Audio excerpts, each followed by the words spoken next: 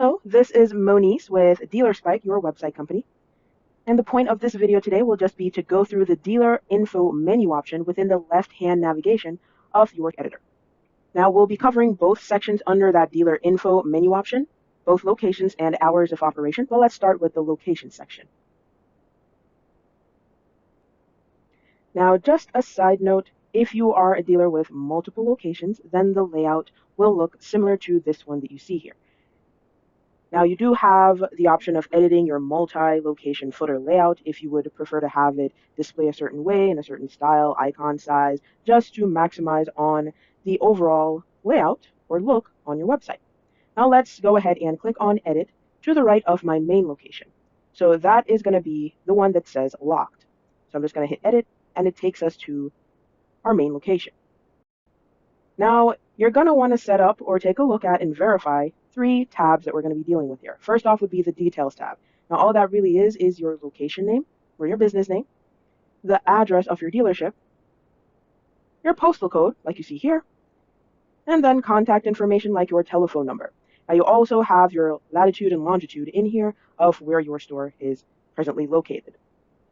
Just a side note to remind you guys, if you have any changes that you'd like to make to this section, please remember to hit the Save button that you see at the bottom, and to go to the top where you have your business name next to this little globe, click on that and run the Publish Changes option for everyone to see on your website. Next up, we have the Sales and Lead Management tab. Now, as the name implies, this is where you can find every single form that a customer can fill out on your website. Under each of these forms, you'll notice there's 2 fields, one for the primary email address and another for CC email addresses. For the primary, that is just the first person who's going to receive that form after the customer has filled it out via email. And then in the CC email addresses field, you can add as many as you would like, just as long as you follow our example below and separate each of them with a semicolon.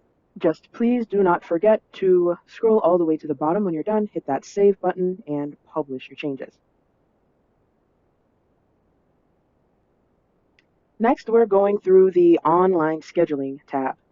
So this is completely optional. You don't have to set it up if you're not comfortable or if it doesn't seem feasible to you guys, but it does allow you to have customers schedule a service from right there on your preloaded services page on your website.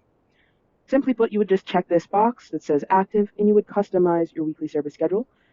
For example, if maybe you guys are open from Monday to Saturday, but maybe you guys only do services on Mondays, Wednesdays, and Fridays, and maybe it's only in the afternoon time on those days.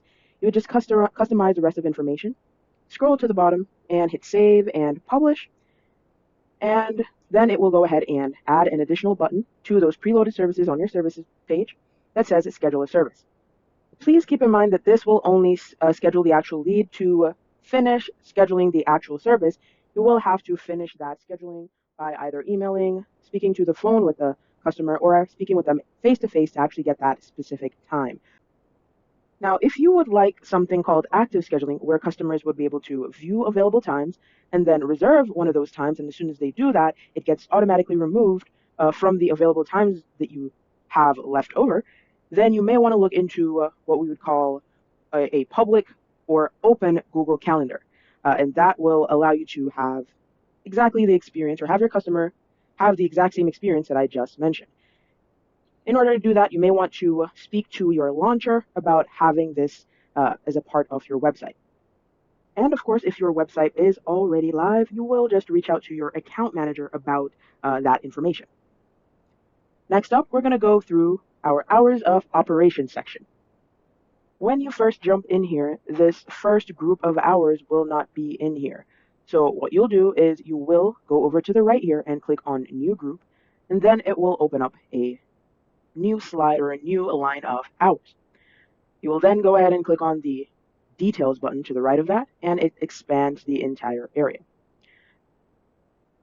Right at the top left here, we have the hours group title, and you can give that any title that you would like. For example, if you have multiple store hours throughout the year, you can name it summer hours or winter hours, spring hours, or just plain hours. The owner, you will want to keep it as all sites, just in case maybe you happen to have another website with us, so we can keep those hours straight across all of your sites. For the group's description, this is completely optional. but that is if you wanted to provide some detail as to the hours that you're adding in here for your customers. For example, these are our summer hours, these are our winter hours. Or if you just wanted to let them know that this will be your opening hours for this specific period of time. In regards to the hours list, when you initially get in here, you will not have all these lines of hours.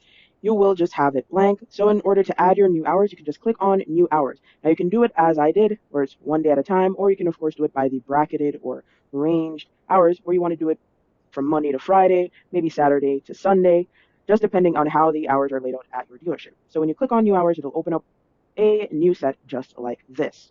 And you would just go in and add those in. And do not forget when you're finished to hit that save changes button and to publish when you are done. Now, if you are a dealer with multiple locations, then you will have the select the locations at the top drop down here, and you would select your location. So you can go ahead and set your hours of operation for all of your locations as you see fit.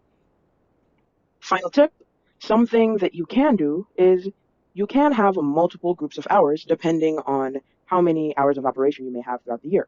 For example, if you wanted to have a group called holiday hours, you would just click on new group and go through that entire process that we just went through for regular hours.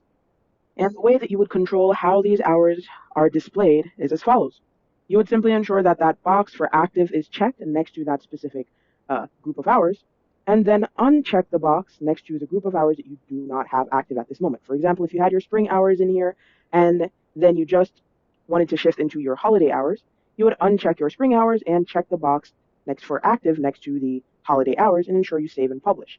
And then it would display those hours that are activated in both the footer of every single page on your site as well as the locations page on your website. Now let's hop back to the dashboard here. And now we're going to talk about a couple help areas you can go if you run into a snag or need some assistance navigating within your editor.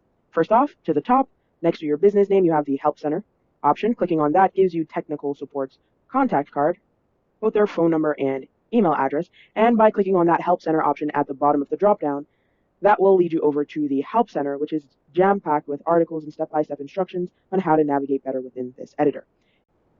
You'll also be able to find training videos all broken up by their specific function in there within that Help Center, which if you are a visual learner should be a huge benefit for you. And you also have the self-help question mark here in the bottom left-hand corner. Opening up the self-help question mark will just display the shortcut to our Help Center, basically allowing you to look for articles in here without having to leave the comfort of the editor. And that concludes our presentation. Until I talk to you again, thank you so much for your time.